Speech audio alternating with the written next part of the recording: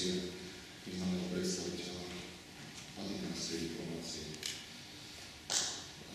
Z oficiálnej fotografie na nás hladí strojý starec.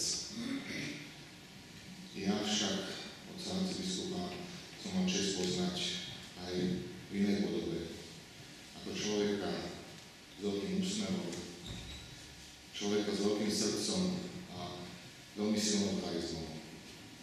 Práve sme s pánom veľvyslancom Paldanom spomínali na tú spustu zážitkov, ktoré sme mali v Moskve počas vrcholu jeho diplomatickej kariéry. Tam bol poslaný po úspešnej misii v Rumunsku ako na misiu veľmi ťažkú. Kontakty Svätej stolice s Tretím Rímom, s Moskvou boli a sú a dostávajú zložité. On veľmi prispel k renesancii katolicizmu v Rusii. Zaslúžil sa o dôstojný stánok apoštolskej nunciatúry, ktorého kaplnku mimochodom zdobia drevorezby z Hranica, ktoré otec arcibiskup osobne liberoval.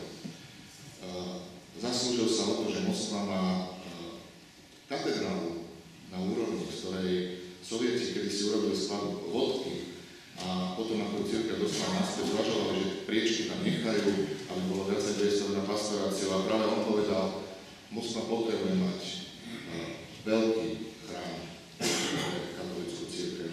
A naznačil vďaky v jednej z vitráží jeho biskupskej.